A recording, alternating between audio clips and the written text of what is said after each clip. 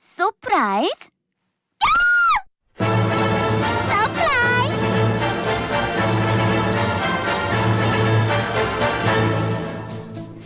김혜민의 이슈앤피플에서만 만나볼 수 있는 코너 서프라이즈 시간입니다.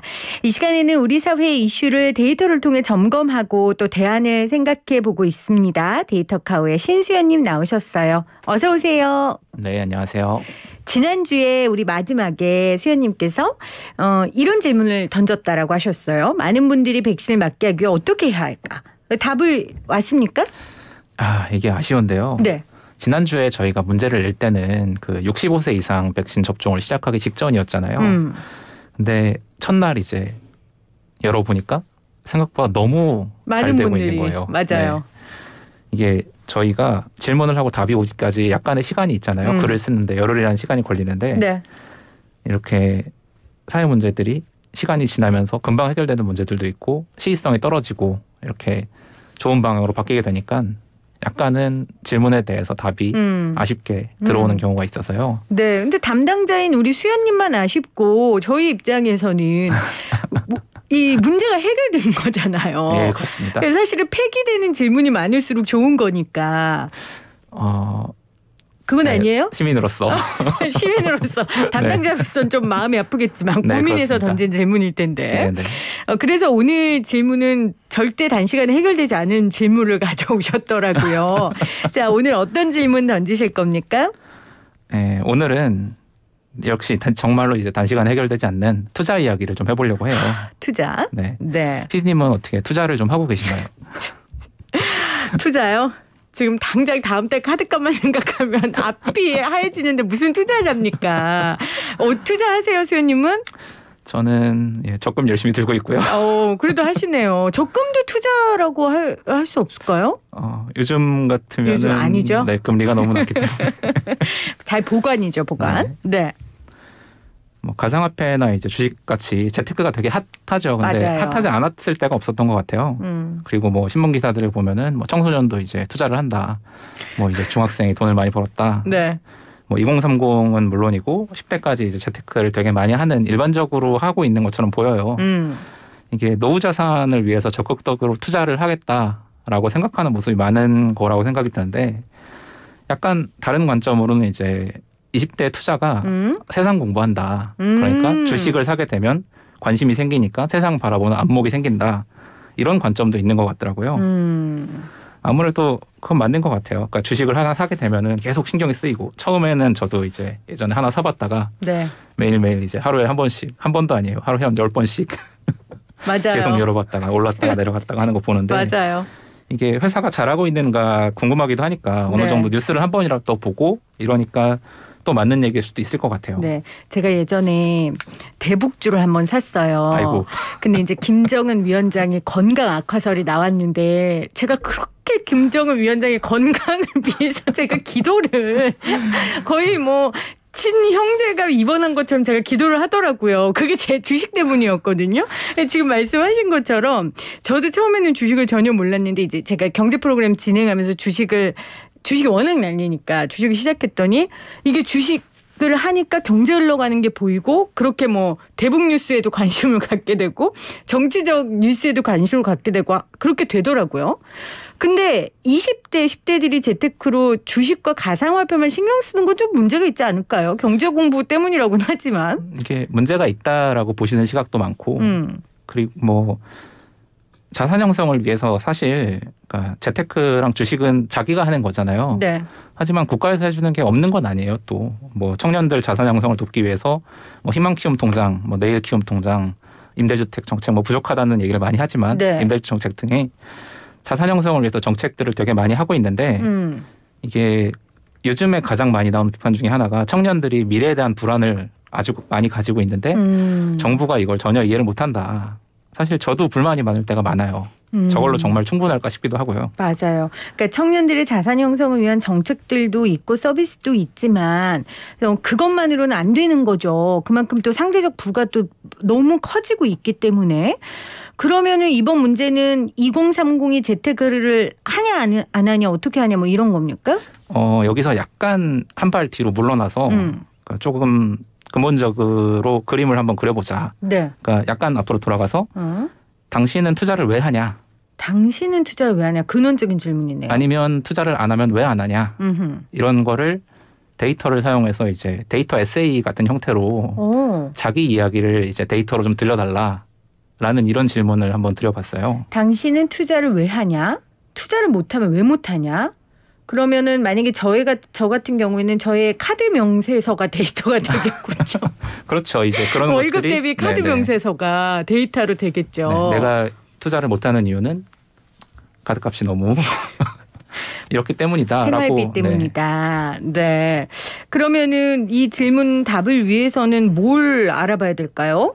일단 가이드라인을 좀 드렸어요. 그러니까 사람들이 돈을 어떻게 벌고 있는지를 한번 천천히 이제 얘기를 해드리자. 인풋이 뭔지를 일단은 알아야겠군요. 네네. 특히 30세 이하 이제 청년들이 돈을 얼마나 어떻게 벌고 있냐 이걸 좀 확인을 해봐야겠다. 그래서 2020년도에 가계금융복지조사라는 조사가 있어요.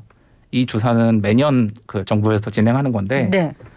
이걸 참조해 보면은 29세 이하 가구주의 평균 가구소득이 얼마쯤 될 것 같으세요? 29세 이하 가구주의 재산소득 많지 않지 않을까요? 29세 이하의 가구소득 평균은 전체는 3,500만 원 정도 돼요. 네. 이게 생각보다 많다라고 생각하시는 분들도 있고 그거밖에 안 돼라고 생각하시는 분들도 있을 거예요. 네. 근데 이게 가구소득이기 때문에 맞벌이 하는 집에서는 약간 더 높고 혼자 벌면 약간 더 낮고 네. 그중에서 재산소득 이 재산소득이 뭐냐면은 이자나 배당 같은 거거든요. 주식을 매매하지 그러니까 매매는 여기 안 들어가요. 그러니까 배당이나 이자나 뭐 이제 펀드나 이런 걸로 얻게 되는 소득이 평균 50만 원이에요. 그러니까 근로소득이 아닌 그렇죠. 재산소득이 평균 50만 원이다. 네. 이게 전체 소득에 비해서는 굉장히 작죠. 사실 저는 50만 원이 안 되는 것 같은데. 그러게요. 네. 재산소득 29세 이하 가구주의 재산소득이 평균 50만 원이라는 건데. 제가 29세보다는 나이가 많으니까 좀 더 많아야 되는데 원래. 저는 29세 때도 이런 거 없었어요. 전혀 몰랐어요. 배당 이런 거. 네. 자랑은 돈을 많이 벌고 있는 분들이 많은가 봐요. 네, 그런가 봐요. 그러니까 네. 이게 뭐냐면은 그러니까 이야기는 결국 이제 되게 많은 사람들이 주식 투자를 한다고는 하는데 배당을 통한 소득이나 이제 펀드나 이런 거를 통한 소득은 평균적으로 되게 작다는 의미예요. 사실 네. 돈을 많이 벌고 있는 사람이 그렇게 많지는 않다. 이거를 조금 다른 관점으로 봐서 네. 이 이자나 채권이 이런 게 아니라 매매 차익. 그러니까 우리가 보통 주식을 이제 직접 투자해서 뭐 무릎에서 사서 어쩌고 네. 아무튼 이걸 팔아서 매매 차익을 얼마나 얻는지를 살펴보면은 국세청 데이터를 바탕으로 살펴보면은 네. 약 전체 인구 중에 30만 명 정도가 1년에 2천만 원 정도 매매 차익을 벌고 있다고 얘기를 해요. 금융소득으로. 29세 아니고 전체. 네, 전체. 네. 전체 인구 대비하면 이제 0.5%가 조금 넘거든요. 그러니까 지금 말씀 주신 걸로 보면 배당이나 이자로 버는 돈보다는 매매 차익으로 버는 돈이 훨씬 크고 그렇다 해도 전체 인구 중에 0.5% 밖에 그만한 소득을 얻지 않는다는 말씀이신 거죠? 네, 유의미한 소득이 있는 사람이 그렇게 많지 않다. 그런데 뭐 보도 보면 뭐 20, 30대들이 주식에 미쳤다, 가상화폐에 노예다 막 이런 얘기들 하는데 그러니까 그만큼 투자할 만한 사람이 많지 않다는 얘기잖아요, 지금. 투자를 그렇게 많이 한다고는 해도 돈을 많이 벌고 있는 사람이 그렇게 많지는 않다. 네. 이렇게 해석이 될 수 있을 것 같아요. 네. 그러면 받는 근로소득이 많을까요? 근로소득이 가장 많죠. 네. 주식 매매보다는 근로소득으로 부를 형성하는 사람의 비율이 훨씬 높습니다. 그렇군요. 그러면 근로소득으로 투자를 하는 겁니까, 사람들은? 이게 근로소득 말고는 사실 저도 거의 없는데. 그렇죠. 이게 근로소득을 짜내서 투자를 하던가 아니면 뭐 극단적으로는 대출을 받던가 이런 식으로 대응을 하고 있는 것 같아요. 네. 여기서 이제 뭐 2019년까지는 조금 달랐지만 2020년에 1월에 비트코인 시세가 지금의 5분의 1 정도였거든요. 근데 저번 달에 또 30%가 떨어졌죠. 5월 달 아주 피해 달이었다고 하더라고요. 가상화폐 하시는 분들. 주변에서 이제 다들. 네네. 피눈물을 흘리고 계세요. 네. 코스피도 이제 2020년 1월에는 2,000 정도였는데 지금 3,000이 넘어가 있죠. 적어도 이제 지난 1년간이 뭐 코로나라는 엄청난 큰 상황이 있었고 그 누구도 이제 경험을 못 해봤던 상황인 건 분명한 것 같아요. 근데 이 추세가 이제 앞으로 얼마나 이어질지는 아직 잘 모르겠습니다. 자, 지금까지 이야기를 좀 정리해 보면 투자 행위를 하는 사람들이 많은 건 사실이지만 그렇다고 그걸로 돈을 버는 사람들이 많은 건 아니다. 네네. 그 예로 이자나 배당 또 그 직접 투자를 통한 매매 차익에 대해서 얘기를 해주셨어요. 자, 그럼 질문에 대한 답에 대한 이야기를 좀 해주세요. 사람들은 투자를 하는 사람은 그렇고 투자를 하지 못하는 사람은 왜 못하는 거예요? 이렇게 답변을 주신 분은 자기가 이제 왜 투자를 못하고 있는지에 대해 설명을 해주고 계세요. 네. 어떻게 보면 사실 당연한 얘기예요. 왜냐하면 그 PD님과 저와 우리 모두의 이야기이기 때문에. 그렇죠. 투자를 하는 게 이상한 얘기죠. 못하는 게 당연한 얘기죠. 네, 하지만 뉴스에서 이제 다들 한다고 얘기를 하니까. 그러니까요. 이렇게 써주신 분은 두 가지 데이터를 중심으로 얘기를 해주세요. 네, 투자를 왜 하지 못하느냐에 대한 근거로 두 가지 데이터를 줬다는 얘기죠. 네. 하나는 전세 데이터인데요. 지난 5년 동안 전국의 이제 전세 가격이 얼마나 올랐을까요? 엄청 올랐더라고요, 진짜. 네, 이 코너 들어오기 전에 단신에서도 이제 맞아요. 아파트값 많이 올랐다라고 말씀을 해주셨잖아요. 매년 5%씩 올랐어요. 5.4%씩. 이게 정말 전세값이 5% 올랐다는 건 이건 수치의 개념이 아니라 이건 정말 체감할 수 있는 온도거든요. 그렇죠. 이게 매년 1년씩 쌓이게 돼서 5.4%씩. 그리고 지금 은행 이자가 실질 이자가 1%가 잘 안 되는데 네. 사람들이 되게 많이 살고 싶어하는 수도권 아파트만 따지면은 훨씬 더 높습니다. 7.6%예요. 전세값이 네, 오른 거예요? 매년 7.6%씩 올랐어요. 네. 이게 5번이 반복된 거니까. 아하. 이제 월급은 얼마나 올랐냐? 일단 제 월급은 안 올랐어요. 확실해요. 사장님 듣고 계세요? 너무 슬픈 일이에요. 네. 소득 현황을 한번 살펴보려고 했어요. 종합소득세 신고가 이제 마무리가 안 돼서 2020년 소득은 잘 모르는데 그래도 그 전년 데이터는 알 수 있으니까. 네. 금융감독원에 이제 상장회사의 직원 현황 데이터가 있습니다. 상장회사는 뭐 임금이나 보수나 뭐 재정 상태를 이제 공시를 하게 되니까. 그리고 높잖아요. 대부분 상장회사의 월급은. 상장회사의 기준으로 보면은 네. 이미 높죠. 네. 근데 2020년을 보면은 2019년보다 오히려 줄어들었어요. 상장회사의 경우도. 네, 평균 임금이. 이렇게 되면은 방금 전에 말씀 주신 대로 상장회사가 그래도 괜찮은 회사들인데 네. 줄어들었다는 거는 비상장이나 자영업이나 이런 사람들은 훨씬 더 힘들다라는 거를 이제 암시하는 거죠. 투자를 못하는 사람들은 첫째는 주거비가 너무 많이 드는 거죠. 그래서 전세 데이터를 드셨고 두 번째는 주거비는 오르는데 월급은 오르지 않는 거예요. 그러니 투자할 여유가 없는 거고. 그럼 투자를 도대체 누가 하는 거예요? 이제 여기서도 당연한 얘기예요. 결국은. 그럼에도 불구하고 투자를 하는 사람들은 소득이 이미 많거나 아니면 빚을 내거나. 이게 그러네요. 자산이라는 게 부채랑 자본으로 이루어져 있잖아요. 자산 측면 그러니까 자산 구성을 봤을 때 주거에 대한 부담이 큰 사람들은 투자금을 늘리기 당연히 어려운 구조죠. 그런데 이렇게 경계에 걸쳐 있는 분들 이럴 바에는 내가 대출해서 집을 사버리겠다. 갚을 능력이 그래도 되는 비싸지니까. 사람들. 네네. 이런 사람들도 있을 수 있죠. 한쪽은 주거비를 이제 따라잡기 어려워서 오히려 투자를 하는 사람들, 또 다른 한쪽은 이 월급으로는 도저히 안 되겠다 해서 빚을 내서 투자를 하는 사람들. 소득 수준을 고려해 보면은 투자 수익으로 이제 아까 말씀드렸던 게 되게 적다라고 말씀을 드렸잖아요. 매매 차익을 얻는 사람들이. 유의미한 소득을 얻을 수 있을 만큼 원금을 넣을 수 있는 사람도 그렇게 많지 않아요. 사실. 맞아요.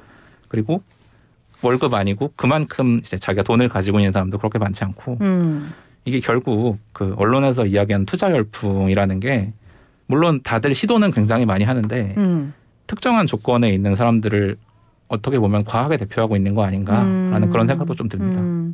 언론에서 말하는 투자 열풍은 결국은 그만한 환경이 될 수 있는 사람이 많지 않은데 대표적으로 이렇게 보도에 나온다고 하셨는데 부동산 관련된 것도 마찬가지인 것 같아요. 그렇죠? 그렇죠. 이제 투자랑 뗄래야 뗄 수 없는 게 부동산 또 얘기인데 네.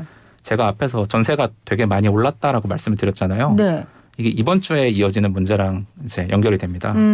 이번 주 문제는 부동산하고 이제 언론에서 이야기하는 부동산 기사 얘기를 좀 해보려고 하는데요. 네. 부동산 문제 되게 중요하죠. 너무 중요하죠. 그렇죠. 사는 문제인데요. 네. 언론들도 이제 시민의 반응을 조명하는 기사를 되게 많이 쓰고 있어요. 여론조사 뭐 이제 부동산 되게 잘 됐다, 잘못됐다 뭐 이런 거 이외에도 사람들이 이제 인터뷰를 하거나 뭐 누구에 따르면 이런 식으로 기사를 굉장히 많이 쓰는데 네. 이게 실제로 기사에서 나오는 케이스들을 좀 읽어드릴게요. 네. 서울 마포구에 공시 가격 5억 원 가량의 빌라를 보유하고 있는 예비 신부. 최근 갭 투자를 해서 부부 합산 3주택자가 된 신혼부부. 노후 대책으로 지난해 대출을 받아 서울 강남구 대치동 은마 아파트를 구매한 50대 남성. 어디 있어요? 이런 예비 신부와 신혼부부와 50대 남성 제 주변 없는데요. 네, 저도 제 주변 친구들이 저랑 다 비슷한 친구들이니까 없을 것 같은데. 왜 이렇게 슬프게 얘기하세요? 슬픈 건 아니잖아요. 약간 마음이 아프지만. 네. 네. 이제 이런 분들이 부동산 기사에 보통 이렇게 따옴표 안에 들어오고 있어요. 맞아요. 그저께 나온 기사도 심지어 이제 마포 레미안 푸르지오 마레프라고 하죠. 마레프 은마 아파트 동시에 보유한 사람이 보유세 200%가 올라서 2천만 원을 세금으로 내야 된다. 뭐 이제 이런 기사들이 계속 나오고 있는데 이 반면에 항상 이제 집 없는 혹은 전세나 월세를 살고 계시는 분들은 이렇게 특정한 따옴표 안에 들어가는 게 아니라 그냥 힘든 서민 주거 부담을 가지고 있는 서민이라고 호명되는 경우가 되게 많죠.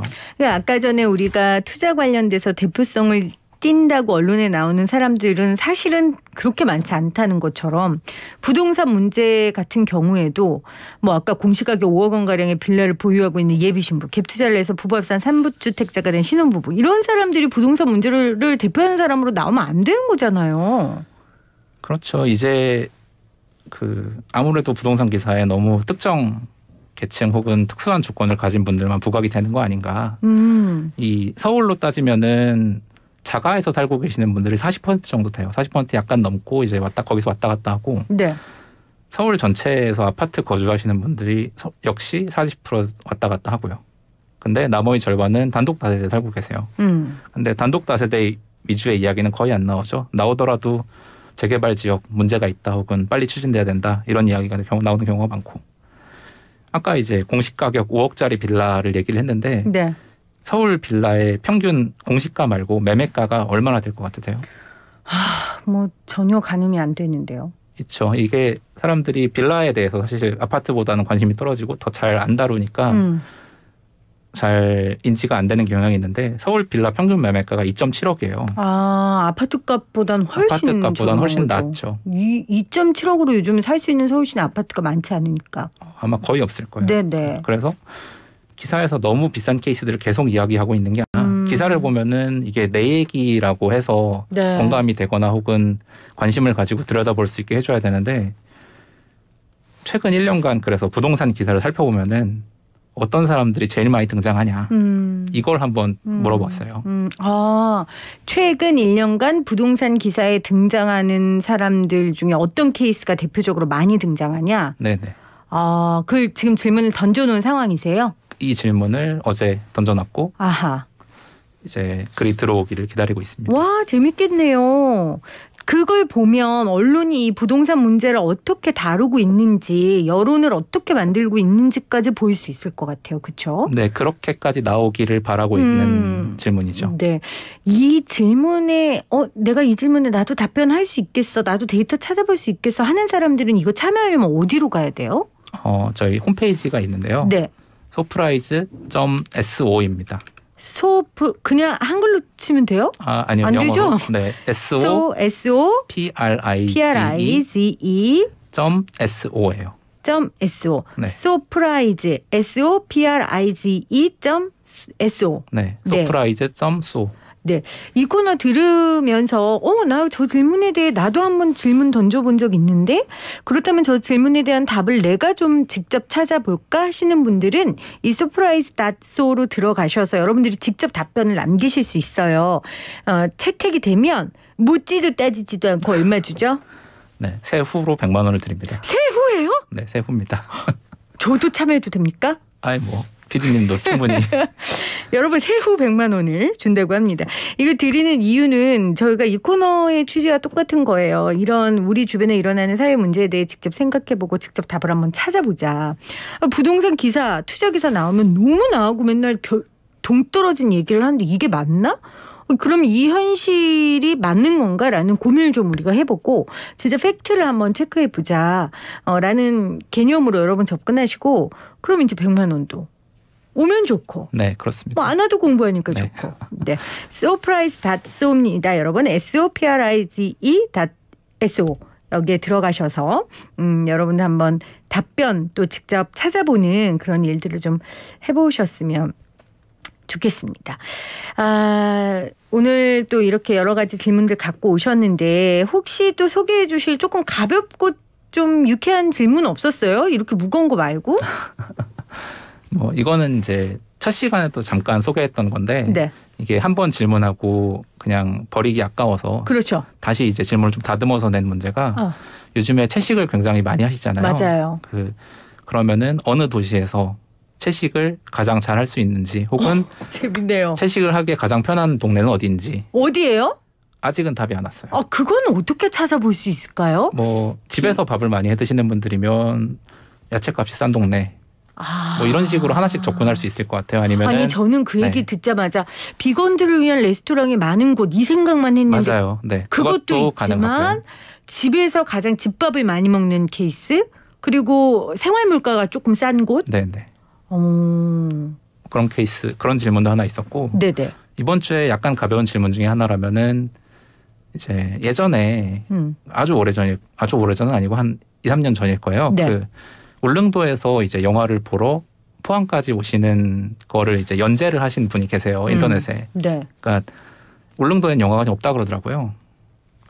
그러면은 사실 서울에는 뭐 여기 상암동도 밖에 나가면 많죠. 영화가 너무 많죠. 근데 지방이나 이제 중수도시 혹은 다른 동네들에서는 영화관까지 가려면은 아마 차를 타고 대중교통을 타고 1시간씩 가서 다른 도시로 가야 되는 경우도 있을 거란 말이에요. 그렇죠. 그래서 그러면은 동네별로 이제 영화 한 편 보려고 하면은 얼마나 드나 더 계산해 보자. 네. 이런 식으로 좀 간단한 접근을 한번 요청을 드려봤어요. 간단한 접근이지만 굉장히 중요한 이슈인 거예요. 지역 불균형 문제는 굉장히 심각하고 이거는 문화적으로 누릴 수 있는 혜택의 범위가 사람 지역에 따라 달라지는 거니까 알겠습니다. 자, 지금 5756님이 알쓸법잡에 나오는 김상욱 교수님과 목소리나 말투가 완전 똑같아서 아이고. 처음에 물리학의 김 교수님이 경제 분야의 지식을 넓히신 줄 알았어요. 이렇게 보내셨는데 생긴 것도 좀 비슷해요. 그러고 보니까. 네, 김상욱 교수님 한번 섭외해 보겠습니다. 비교를 한번 해보도록 하겠습니다. 6608님. 어제 아이유 씨가 130억 현금으로 청담동 주택 매입했다는 소식 듣고 바로 BTS 멤버들이 50억에서 60억 현금으로 한남동 매입했다는 뉴스 봤습니다 하셨는데 이건 아이유하고 BTS잖아요, 여러분.